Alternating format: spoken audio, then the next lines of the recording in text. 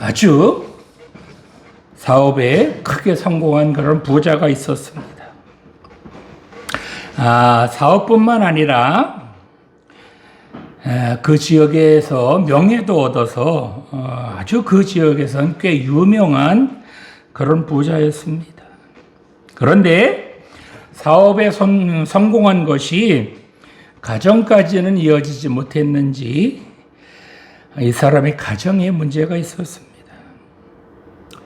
이 남자는 돈이 너무 많아서인지 매일 술을 먹고 코가 삐뚤어져야 집에 들어옵니다. 그뿐만이 아니라 자주 외박도 합니다. 이 사람의 마누라는 오늘은 신랑이 좀 들어올라나, 들어와도 좀 일찍 들어올라나 늘 조마조마합니다. 이렇게 몇 년을 살다 보니까 도저히 이대로는 못 살겠다라는 생각으로 이제 다짐을 합니다. 오늘 이 왼수 들어오기만 해봐라. 내가 그냥 가만 안 놔둘 거다. 라는 마음으로 이 신랑이 들어오기를 기다립니다. 그렇게 벼르고 벼르는데 그날도 12시가 넘어서 술이 만땅이 되어서 그렇게 비틀거리며 신랑이 집에 들어옵니다. 이 아내는 비틀거리는 그 신랑을 거실에 끌어앉혀 놓고 이렇게 푸념을 합니다. 이 왼수야 하루 이틀도 아니고 지겨워 죽겠어. 어째 맨날 술만 먹고 다니냐. 당신 때문에 못 살겠어. 제발 나 좀 행복하게 해줄 수 없니? 이 왼수야. 이 말을 들은 신랑이 술이 번쩍 깹니다. 그래서 이렇게 대꾸를 합니다. 아니 지금 뭐라고 그랬어? 뭐 행복하게 해달라고? 헛쭈구리 여자 봐라. 아니 행복 못할 게 뭐야. 집이 몇이야. 통장에 현금이 얼마나 있는데. 당신 타고 다니는 외제차가 몇 대야. 그런데 뭘 더 행복하게 해달라는 거야. 아주 이 여자가 호강에 겨웠구만. 이렇게 떠들어대는 그 신랑 놈을 많이 지켜보던 아내가 이렇게 또 한마디를 던집니다. 집, 그 많은 돈, 그 좋은 차, 그런 거 다 가져. 나 다 필요 없으니까 당신 다 가져. 그런데 당신이 한 가지만 나한테 해주면 내가 행복하겠어. 그러자 이 신랑이 말합니다. 그게 뭔데? 그러자 이 아내가 이렇게 말합니다. 다른 건 다 필요 없고 당신 마음 좀 나한테 줘봐. 당신이 나를 사랑하는 그 마음만 있다면 난 행복하겠어. 이 말을 들은 신랑은 갑자기 당황하면서 이렇게 대답했다고 합니다. 다른 건 다 줘도 내 마음은 못 주지. 왜냐하면 내 마음은 이미 다른 여자에게 주었기 때문이야. 이러더랍니다. 성도 여러분, 사랑이 무엇일까요? 진정한 사랑이란 어떤 것일까요? 지난번에는 요셉 그리고 다윗 그리고 솔로몬이 하나님께 어떻게 쓰임 받았는지를 살펴보았습니다. 오늘은 베드로가 어부에서 어떻게 주님의 진정한 제자가 되었는지 살펴보면서 함께 은혜를 나누고자 합니다. 자, 첫 번째로 주님께서는 베드로를 주님의 제자로 불러주셨다는 것입니다. 조금 전에 읽었던 누가복음 5장 10절에서 11절 다시 한번 보겠습니다. 세베대의 아들로서 시몬의 동업자인 야고보와 요한도 놀랐음이라. 예수께서 시몬에게 이르시되 무서워하지 말라. 이제후로는 내가 사람을 취하리라 하시니 그들이 배를 육지에 대고 모든 것을 버려두고 예수를 따르니라. 아멘. 베드로는 오늘 본문에는 안 읽었지만 게네사렛 호숫가라고 나옵니다. 이 게네사렛 호숫가는 갈릴리 호수를 말하는데요. 갈릴리 호숫가에서 물고기를 잡던 그런 어부였습니다. 그런데 예수라는 젊은이가 귀신을 쫓아내며 온갖 병든 사람들 고친다라는 소문이 이 갈릴리 호수 근처까지 다 퍼지게 되었습니다. 그래서 많은 사람들이 이 예수님을 만나려고 이 게네사렛 호숫가에 몰려들었습니다. 그런데 베드로는 이날따라 밤새도록 물고기를 잡으려고 했지만 물고기를 단 한 마리도 잡지 못잡고 피곤한 상태로 그렇게 빈 그물만을 정리하고 있었습니다. 그런데 주님께서 그렇게 빈 그물만을 씻고 있는 베드로를 보시고 그 배를 잠깐 빌려달라고 하십니다. 베드로는 힘들고 지쳤지만 마지못해서 주님에게 자신의 배를 내어드립니다. 이제 주님께서는 조금 육지에서 조금 거리를 떼어서 그렇게 베드로의 배에서 설교를 하셨습니다. 그런데 예수님께서 설교하는데 얼마나 걸리셨을까요? 오늘날처럼 30-40분 하실까요? 이때 당시에는 몇 시간씩 하셨을 겁니다. 그런데 베드로는 지금 어떤 상태예요? 밤을 새워서 피곤한 상태입니다.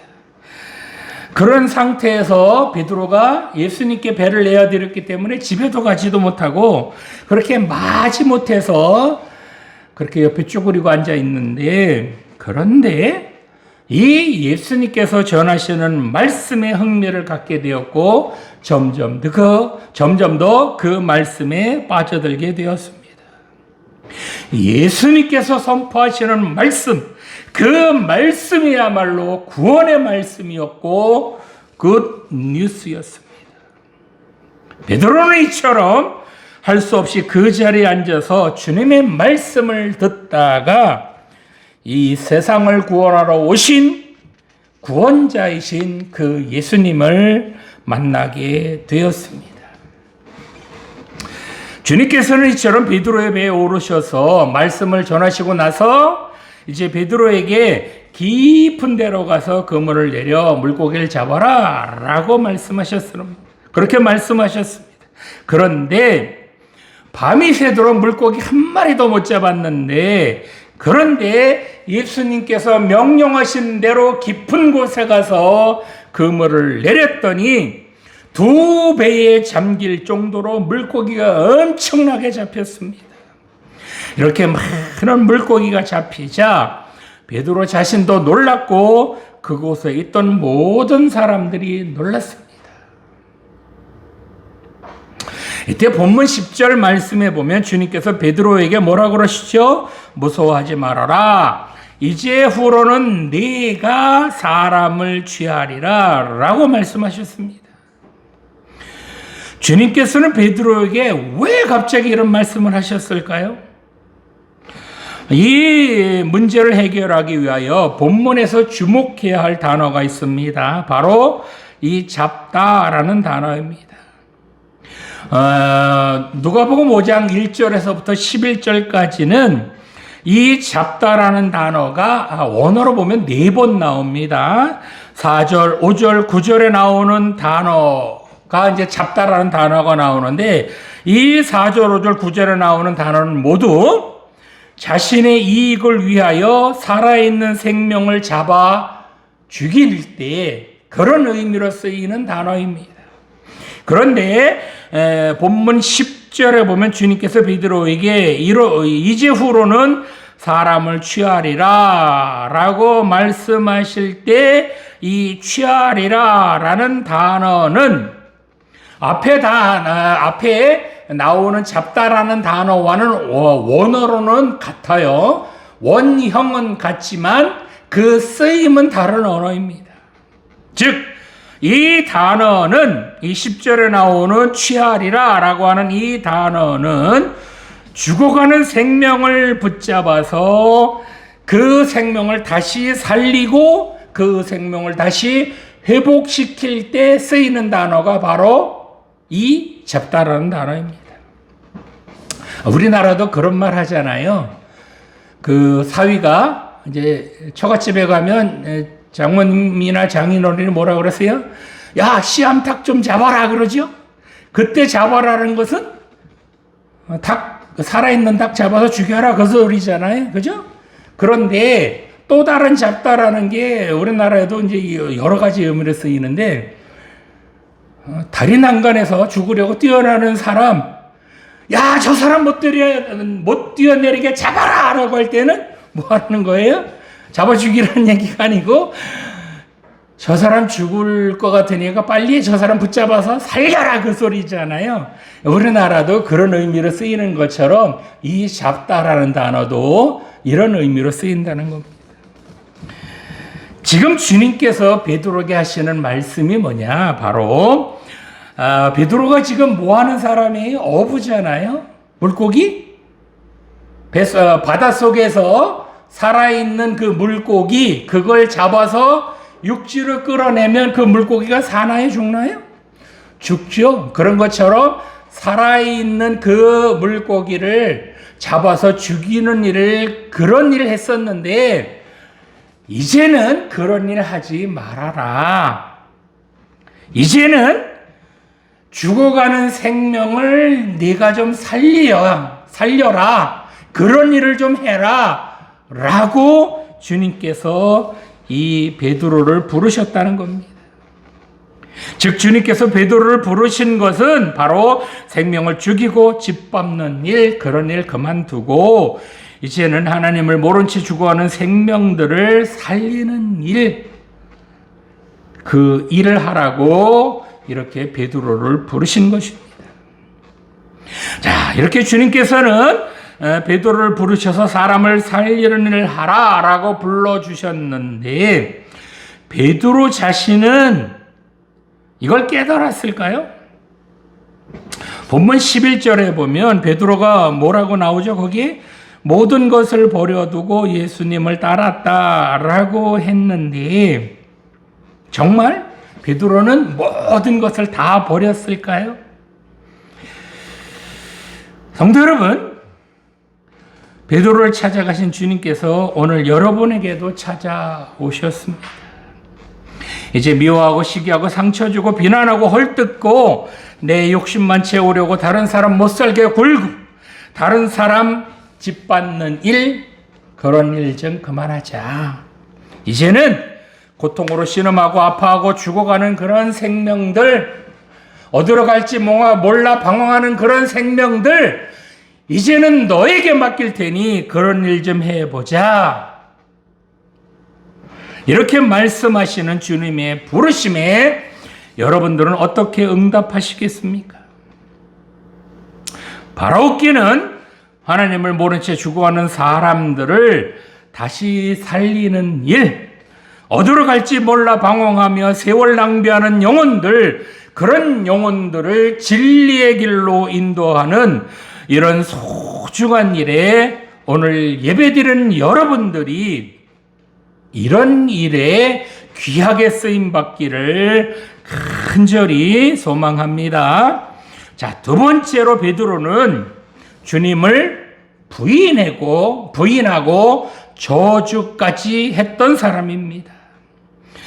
읽지는 않았지만 마가복음 14장 70절에서 71절 제가 읽어보겠습니다. 또 부인하더라. 조금 후에 곁에 서 있는 사람들이 다시 베드로에게 말하되 너도 갈릴리 사람이니 참으로 그 도당이니라. 그러나 베드로가 저주하며 맹세하되 나는 너희가 말하는 이 사람을 알지 못하노라 하니. 아멘. 자, 주님의 제자가 된 베드로는 주님을 3년씩이나 따라다녔습니다. 베드로는 주님께서 창세 이래로 고치지 못하는 그런 불치병도 고치시는 것을 보았고 귀신을 내쫓으시는 것도 목격했습니다. 뿐만 아니라 주님께서 물 위에 걸어오시는 것도 직접 보았고 베드로 자신도 예수님께서 오라 하시니까 물 위를 잠깐 걷다가 물속에 빠지기도 했던 그런 사람입니다. 베드로는 이처럼 주님께서 사람으로서는 도저히 하실 수 없는 그런 많은 기적들을 베푸시는 것을 그 현장에서 직접 목격했던 그런 사람이었습니다. 그런데 어느 날 주님께서 너희는 나를 누구라 하느냐라고 물으셨을 때에 베드로가 이렇게 대답합니다. 저는 그리스도시요 살아계신 하나님의 아들입니다 라고 대답을 합니다. 그러자 주님께서 아주 칭찬하시면서 이 당시까지만 해도 시몬이라고 하는 이름이었는데 예수님께서 베드로 즉 반석이라는 이름을 새롭게 지어 주시기까지 하셨습니다. 이런 베드로였는데 주님께서 이제 체포되실 때에 베드로 어떻게 했습니까? 주님께서 체포되시는 날 예수님께서 느닷없이 이런 말씀하시죠. 오늘 밤에 너희가 다 나를 버리리라 라고 말씀하셨습니다.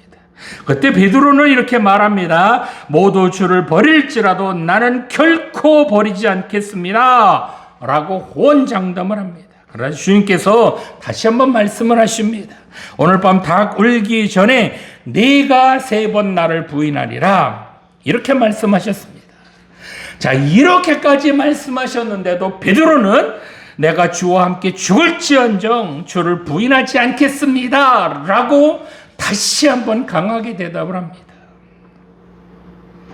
그런데 막상 주님께서 체포되셔서 대제사장 집으로 끌려가실 때에 사람들이 베드로에게 뭐라 그래요?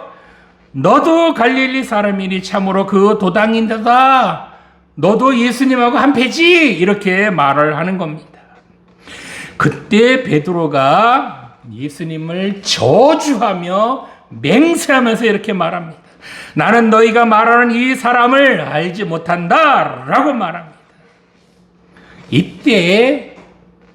이때 하필이면 닭이 옵니다. 그러자 베드로가 주님께서 닭이 2번 울기 전에 네가 3번 나를 부인하리라 라는 말씀이 생각나서 울었다, 통곡했다 이렇게 성경은 기록하고 있습니다. 자, 베드로는 왜 울었을까요? 베드로는 단지 자기도 예수님의 제자였다는 것이 들통이 나면 행여 예수님처럼 자기도 체포될까봐 그것이 염려되었을 것입니다.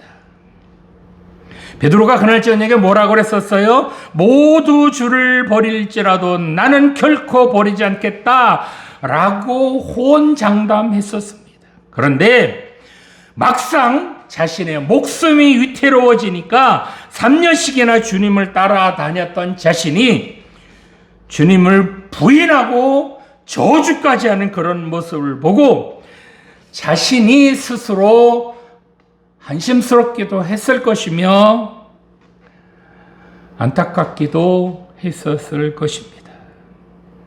그렇습니다. 베드로도 한 인간에 불과했습니다.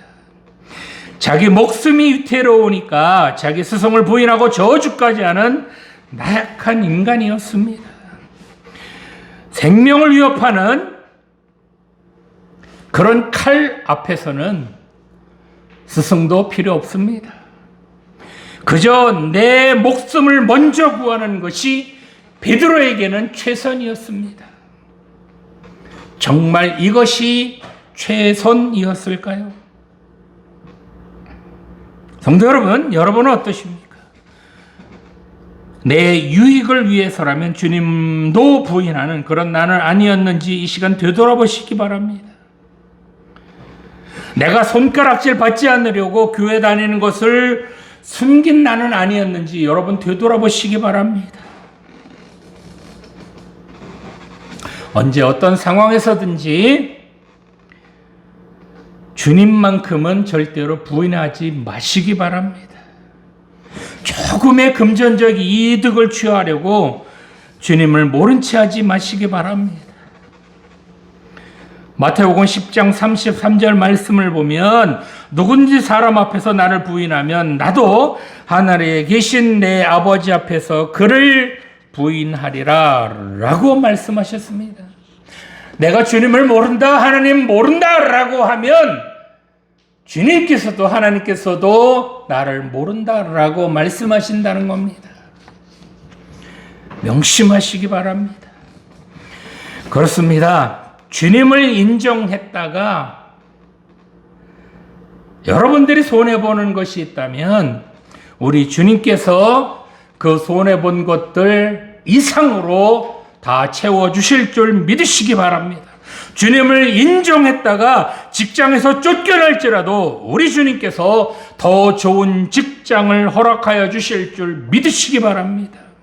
그래서 언제 어디서나 당당하게 주님을 시인하시고 그 주님을 자랑하시기 바랍니다. 그럴 때 주님께서도 여러분을 인정해 주실 줄 믿으시기 바랍니다.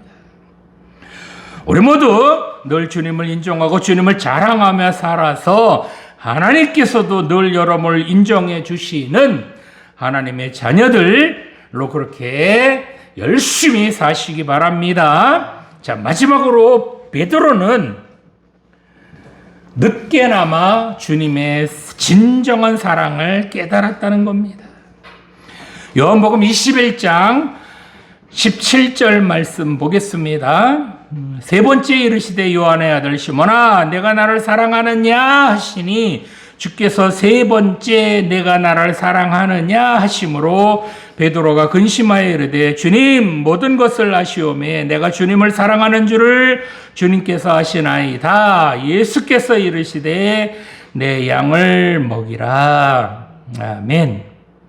베드로는 주님께서 체포되시고 십자가에 죽으신 후에 이제 고향으로 돌아가서 주님의 제자가 되기 전에 자기가 했던 그 물고기 잡는 일을 하고 있었습니다. 그런데 이날도 주님을 처음 만났던 그날처럼 물고기 한 마리 잡지를 못했습니다. 온 밤을 꼬박 세웠지만 물고기 한 마리도 잡지 못했습니다. 그런 베드로에게 부활하신 주님께서 찾아오셨습니다. 그리고 본문 15절 말씀을 보면 주님께서 베드로에게 먼저 물으시죠. 뭐라고 물으세요? 요한의 아들 시몬아, 네가 이 사람들보다 나를 더 사랑하느냐? 이렇게 물으십니다. 즉 주님께서는 지금 베드로가 주님 말고 더 사랑하는 것이 있는지를 묻고 계신 겁니다. 사실 주님께서는 베드로에게 하실 말씀이 참으로 많으셨을 것입니다. 어디 따질 말씀이 한두 마디이셨겠습니까?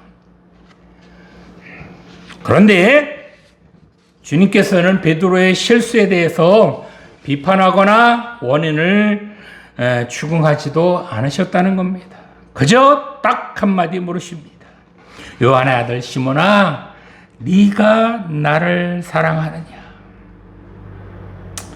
주님께서는 베드로에게 내가 나를 사랑하느냐? 라는 질문을 3번 하셨죠. 주님께서 왜 3번씩 물으셨을까요? 베드로가 귀머거리인가요? 못 알아들어서 그런가요?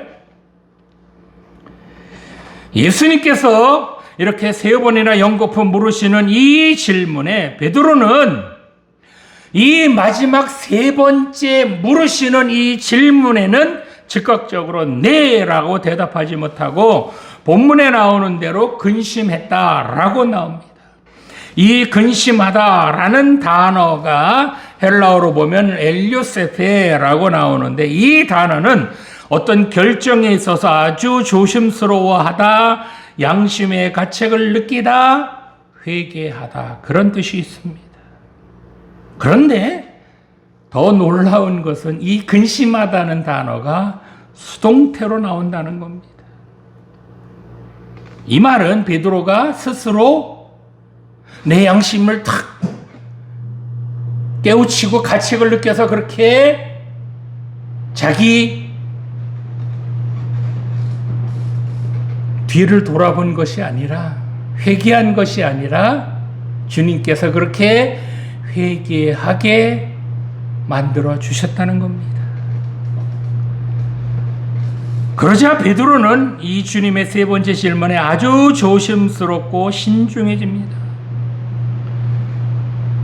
그러면서 그동안 자신이 너무너무 거짓말쟁이였다는 것을 깨닫게 됩니다. 베드로가 주님 사랑한다, 주님은 그리스도시요 살아계신 하나님의 아들입니다 라고 그렇게 말했던 모든 것들, 그 말들이 사실은 진심이 아니었다라는 것을 깨닫게 됩니다. 실상은 베드로는 주님을 이용하려고만 했고 출세의 발판으로만 생각을 했을 뿐이지 주님을 진짜로 사랑하지는 못했다는 겁니다. 더 나아가서 베드로의 마음속에는 주님 말고도 사랑하는 것이 엄청나게 많았다는 것을 이 세 번째 질문을 받고 나서야 깨달았다는 겁니다. 오늘 주님께서 여러분에게 네가 나 사랑하느냐라고 물으실 때에 여러분 마음을 한번 되돌아보시겠습니까?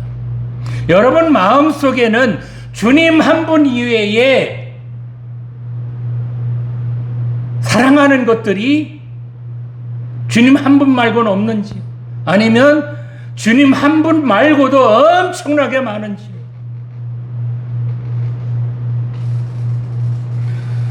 이처럼 주님께서는 세 번씩이나 베드로에게 물으시면서 베드로 스스로 자기 마음을 들여다보도록 하신 것입니다. 그래서 이제부터라도 마음을 다해서 진정으로 주님 한 분만을 사랑하기를 원하신 것입니다. 그래서 베드로는 이 세 번째 질문이 끝나고 나서 이제 세 번째로 대답할 때에 본문 17절에 보니까 떨리는 목소리로 분명히 이렇게 대답했을 것입니다. 주님, 모든 것을 아시오니 내가 주님을 사랑하는 줄을 주님께서 아시나이다. 베드로는 지난 과거를 다 아시는 주님 앞에 더 이상 자신의 마음을 숨길 수가 없었습니다. 이 대답은 첫 번째와 두 번째 대답할 때에 깨닫지 못했던 그야말로 마음속에서부터 우러나오는 진실한 대답이었습니다. 과거에는 입으로만 사랑했다라고 그렇게 거짓으로만 사랑했다고 말했을런지 몰라도 이 세 번째 질문을 받고 나서 대답하는 이 베드로의 대답은 자기 과거를 다 되돌아보고 마음속을 다 들여다보고 난 후에 하는 대답이기 때문에 이제는 진실한 대답이었다는 것을 알 수 있습니다. 성도 여러분, 이 사랑이라는 것이 무엇일까요? 진실한 사랑이라는 것이 무엇일까요? 주님께서는 베드로에게 어떤 사랑을 깨닫기를 원하셨을까요? 주님께서 베드로에게 원하신 사랑, 그 사랑은 어떤 사랑이었을까요?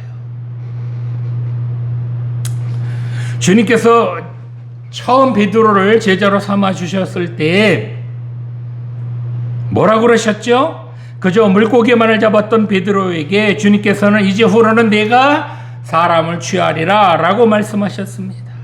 즉 살아있는 생명들 죽이지 말고 이제부터는 죽어가는 생명들 살리는 일, 그 일 좀 하자. 내가 그 일 때문에 너를 제자로 부른 거다 라고 말씀하신 겁니다. 그런데 이렇게 죽어가는 생명을 살리는 일을 하려면 반드시 이런 일을 가능하게 하려면 반드시 베드로에게 있어야 하는 한 가지가 있습니다. 그것이 무엇일까요? 본문 15절에 보면 주님께서 베드로에게 뭐라고 물으시죠? 요한의 아들 시몬아, 내가 이 사람들보다 나를 더 사랑하느냐?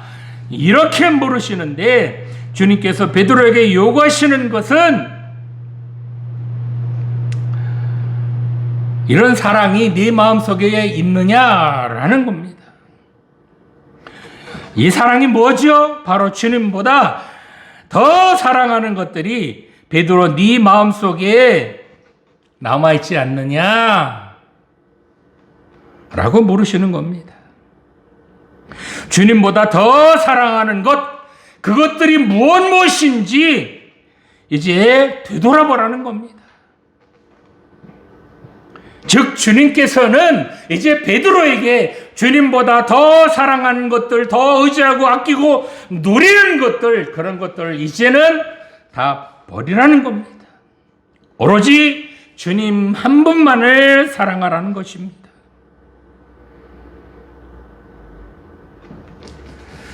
자, 여기서 한 가지 생각해 보겠습니다. 주님께서는 지금 베드로에게 주님 한 분만을 사랑할 것을 원하셨습니다. 이렇게 주님 한 분만을 사랑해라 라고 말씀하시는 것은 주님께 질투가 많으셔서 그래서 이런 요구를 하시는 것일까요? 주님만을 사랑해야지 다른 것들 사랑하는 꼴을 못 보시기 때문에 이처럼 주님만을 사랑해라 라고 말씀하시는 것일까요? 그렇지는 않습니다. 주님만을 사랑하는 것, 주님 한 분만을 사랑하는 것과 주님 아닌 세상을 사랑하는 것에는 엄청난 차이가 있습니다. 무슨 차이가 있을까요? 자, 여러분 잘 들어보시기 바랍니다. 세상에는 우리들이 사랑하고 누려야 될 것들이 너무너무나도 많습니다. 그렇습니까? 안 그렇습니까? 누리고 사랑하고 즐겨야 될 건 많죠? 그죠? 그런데 그런 것들이 그냥 얻어지던가요? 가령 물질을 얻으려면 정당한 방법으로는 안 되잖아요. 그죠? 쉽게 얻으려면 어떻게 해야 돼요? 사기를 쳐야 쉽게 큰 돈을 한꺼번에 벌 수 있잖아요. 그런데 이렇게 사기를 쳐서 돈은 모을 수 있을지 몰라도 하긴 그 돈도 금방 나간다 그래요. 그런데 그 사기친 대가는 치러야 합니다. 여러분이 즐겨하는 게임도 마찬가지입니다. 게임에 빠져서 시간을 낭비하는 만큼 여러분은 대가를 치러야 할 겁니다. 술이나 담배도 마찬가지로 그것에 빠지면 건강뿐만이 아니라 많은 것까지 잃는 대가를 치러야 합니다. 이처럼 주님 한 분이 아닌 세상에서 즐기는 많은 것들은 그것을 사랑하는 순간 그 대가를 치러야 한다는 겁니다. 이 세상 것들 누리고 즐기고 사랑하려면 죄짓지 않고는 할 수 없잖아요. 그래야 안 그래요?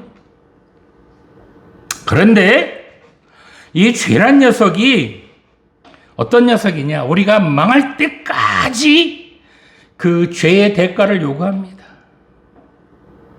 이 죄란 녀석이 얼마나 끈질긴지 결국은 우리를 사망의 골짜기까지 끌고 갑니다. 그런 녀석이 바로 이 죄라는 녀석입니다. 그런데 이와는 반대로 우리 주님께서는 어떠셨습니까?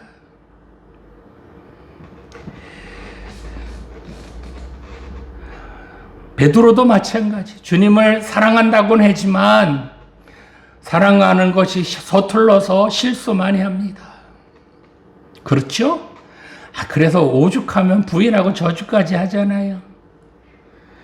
그런데 이렇게 주님을 사랑하는 것이 서툴러서 행여 실수할지라도 그 대가를 우리에게 요구하시던가요? 그 대가를 우리에게 요구하시는 것이 아니라 그 대가는 주님 자신이 지신다는 겁니다. 아니, 우리가 주님을 버리고 세상을 사랑해서 즐기고 누리고 그렇게 세상에 빠져 살지라도 그 대가를 우리에게 물으시는 것이 아니라 주님 자신이 그 대가를 치르신다는 겁니다. 우리가 세상을 사랑해서 그래서 죄 지은 것 때문에 우리가 실수한 것 때문에 그렇게 주님께서는 우리의 대가를 치르시려고 십자가에 피 흘려 죽으신 것입니다. 이것이 바로 사랑입니다. 주님 한 분을 사랑할 때는 대가를 요구하지 않지만 주님 한 분 아닌 다른 것들을 사랑할 때는 분명 대가를 치러야 한다는 것 여러분 명심하시기 바랍니다. 이렇게 주님의 사랑을 깨닫고 진심으로 고백하는 그 베드로에게 주님께서 다시 한번 사명을 맡겨 주셨습니다. 본문 18절 말씀에 보면 내가 진실로 내게 이르노니 내가 젊어서는 스스로 띠띠고 원하는 곳으로 다녔거니와 늙어서는 내 팔을 벌리리니 남이 내게 띠띠우고 원하지 아니하는 곳으로 데려가리라 라고 말씀하셨습니다. 이 말씀은 베드로가 십자가에 죽을 것을 미리 말씀하시는 겁니다.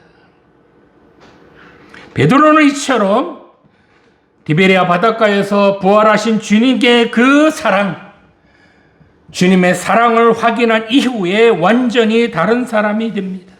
조그만 여종에게도 무서워 떨면서 주님을 부인하고 저주했던 베드로가 이제는 담대하게 복음을 전하는 자가 됩니다. 자신의 성공, 자신의 욕심, 자신이 채울 것만을 위해 살았던 베드로는 이제 주님이 원하시는 그런 삶을 살아갑니다. 이제 베드로는 자기가 욕심 부리는 거 필요 없고 자기가 채워야 될 것 채우지 않아도 됩니다. 왜요? 주님 사랑만 있으면 충분하니까. 주님 사랑만 있으면 부족함이 없다는 것을 느꼈기 때문입니다. 이렇게 주님의 사랑을 깨달은 베드로는 주님께 자기 자신을 몽땅 드리기로 작정을 합니다. 이제부터는 죽어가는 사람을 살리고 그렇게 방황하는 사람을 생명의 길로 인도하는 참 제자가 됩니다. 이렇게 베드로는 담대하게 복음을 전하다가 거꾸로 십자가에 매달려 죽었다고 합니다. 오늘 예배 드리시는 청년 여러분, 여러분은 누구를 사랑하시겠습니까? 주님 한 분만을 사랑하시겠습니까? 아니면 주님도 사랑하고 세상도 사랑하시겠습니까? 성경은 분명히 말씀합니다. 한 마음으로 두 주인을 숨길 수 없다. 세상과 세상의 재물과 하나님은 절대로 그렇게 둘을 한꺼번에 섬길 수는 없다라고 말합니다. 세상에 누릴 것 많고 즐길 것 많아도 그런 것들이 결코 우리 인생을 복되게 하는 것이 아니라는 것 여러분 명심하시기 바랍니다. 이런 것들은 반드시 뭘 원한다고요? 대가를 원한다는 거 명심하시기 바랍니다. 여러분 마음속에 주님 말고도 주님보다 더 사랑하는 것들이 많이 있다면 그런 것들 이 시간 다 내어버리시기 바랍니다. 오로지 주님만을 사랑할 때 세상이 줄 수 없는 그런 기쁨, 그런 즐거움, 그런 것을 누리게 될 줄 믿으시기 바랍니다. 이제 세상에서 사랑했던 것들, 누리며 즐거워 했던 것들 다 내려놓으시기 바랍니다. 그래서 오로지 주님만을 사랑해서 그래서 이 시대에 귀한 하나님의 일꾼으로 크게 쓰임받는 우리 모두가 되기를 간절히 소망합니다. 기도드리시겠습니다. 살아계신 하나님 아버지, 사람에게 상처 주고 사람을 짓밟는 그런 사람 되지 말게 하여 주시고 죽어가는 사람을 살리는 그런 하나님의 사람이 되게 하여 주시옵소서. 주님을 부끄러워하지 말게 하여 주시고 주님을 시인하며 주님을 자랑하는 우리 모두 되게 하여 주시옵소서. 주님 일 하다가 손해보는 것은 주님께서 반드시 채워주실 것을 믿게 하여 주시옵소서. 그래서 담대하게 주님을 증거하게 하여 주시옵소서. 세상 아무리 사랑하고 늘 것 많을지라도 오로지 주님 한 분만을 사랑하게 하여 주시옵소서. 그래서 죄짓고 그 대가를 치르느라 죄에 묶여서 세월 낭비하며 살지 말게 하여 주시고 온전히 주님의 사랑을 전하는 우리 모두 되게 하여 주시옵소서. 이렇게 주님의 사랑을 깨달은 우리 모두에게 하나님 나라의 귀한 사명 맡겨주시어서 이 시대의 귀한 하나님의 일꾼들이 다 되게 하여 주시옵소서. 감사드리며 예수님 이름으로 기도드립니다.